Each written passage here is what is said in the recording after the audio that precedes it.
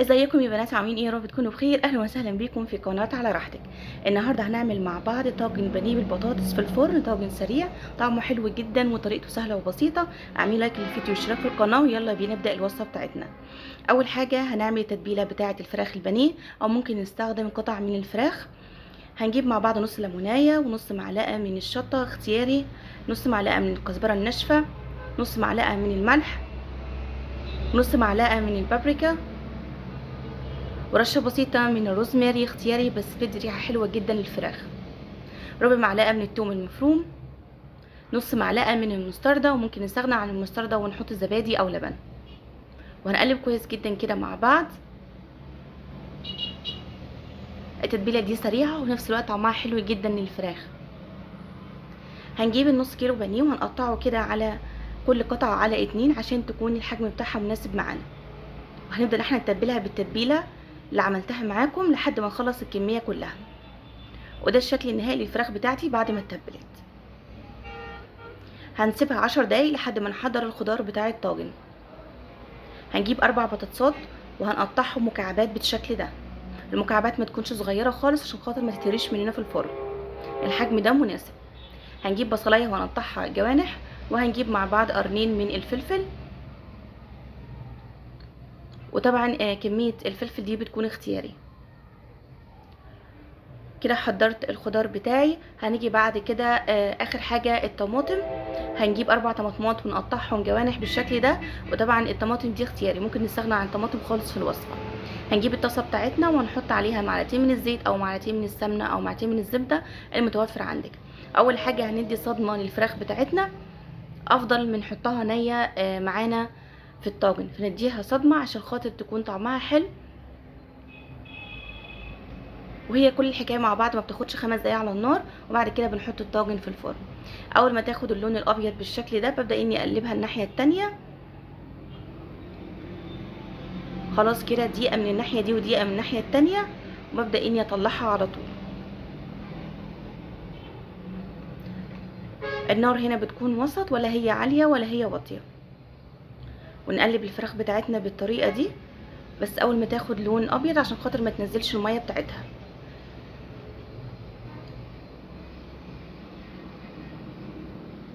طريقه سهله جدا وبسيطه، جربيها كلها على بعضها، مش بتاخد 5 دقايق معانا. طعمها حلو جدا، وكمان غير تقليديه عن الفراخ البانيه اللي بنعملها بالطريقه العاديه. خلاص كده اخدت لون من الناحيه دي ومن الناحيه دي، وابدا اني اشيل الفراخ بتاعتي بالطريقه دي.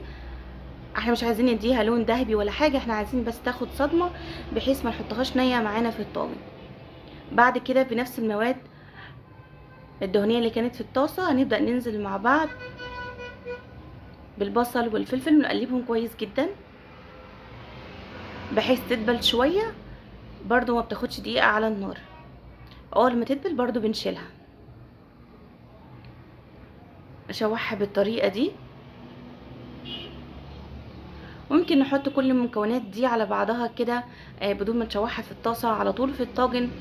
بس الحكايه دي بتعمل تيست حلو جدا للطاجن بتاعنا، وهي كلها مش بتاخد 5 دقايق على بعض. كده خلاص اتشوحت لمده دقيقه واحده. هبدا اني اخرجها، واخر حاجه هدي صدمه للطماطم برضو لمده دقيقه واحده، كله في نفس الطاسه اللي استخدمتها في الفراخ. بس كده رشيت رشه بسيطه من الملح للطماطم بتاعتنا عشان كل حاجه تكون الطعم بتاعها مظبوط. يلا بينا نطبق الطاجن بتاعنا. هجيب الطاجن الفخار بتاعي، او ممكن نحطها في صينيه مش لازم الطاجن، وهندهن زيت او سمنه، وبعد كده هننزل بالبطاطس، وهنتبل البطاطس عشان يكون طعمها حلو معانا. هنتبلها مع بعض برشه بسيطه من الملح، حوالي نص معلقه من الملح، ودي طبعا اختياري، كميه الملح ظبطيها على حسب زي ما انت عايزه. هننزل بنص معلقه من الشطه ونص من البابريكا، وحاجه بسيطه من الكزبره الناشفه. وكده خلاص هنقلبهم كويس جدا مع بعض. وكده البطاطس بتاعتي اتبلت. هننزل عليها، خلاص كده خلصت. هننزل عليها مع بعض بالبصل والفلفل اللي انا شوحته بالطريقه دي، وهنبدا نوزعه.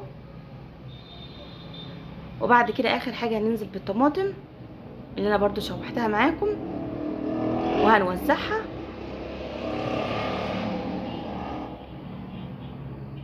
بس كده. واخر حاجة هننزل مع بعض بقطع الفراخ اللي شوحناها اول حاجة.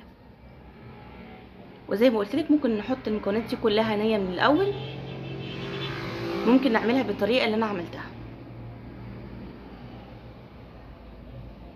هنحطها كده الفراخ على الوش،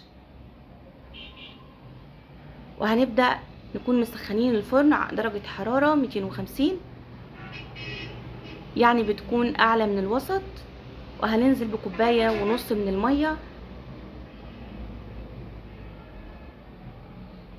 انا نزلت بكوباية وادي نص كوباية من المية، مية عادية مش لازم تكون سخنة ولا حاجة. بعد كده طبعا احنا كنا مسخنين الفرن بتاعنا. ممكن نغطي الطاجن بتاعنا في ورق فويل، ممكن يسيبه زي كده عادي برضو هتستوي معانا. اول ما غلى معايا شفت البطاطس بتاعتي لقيتها استوت، طلعتها فوق على الشوايه تاخد اللون الجميل اللي انت شايفاه ده. جربي الوصفه كلها كامله. اعملي لك الفيديو اشتراك في القناه لو كنت اول مره تشوفي القناه بتاعتي.